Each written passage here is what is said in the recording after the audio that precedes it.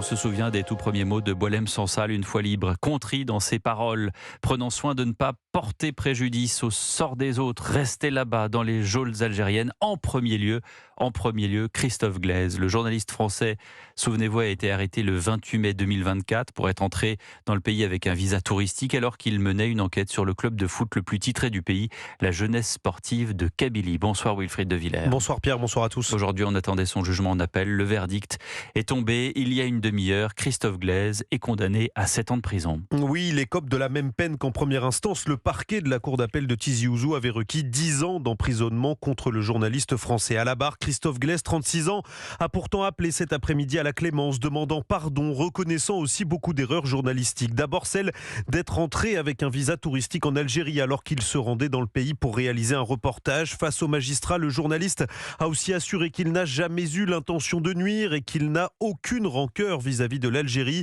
Collaborateur des magazines SoFoot et Society, Christophe Glaise est parti en Algérie en mai 2024 pour un article sur la jeunesse sportive de Kabylie.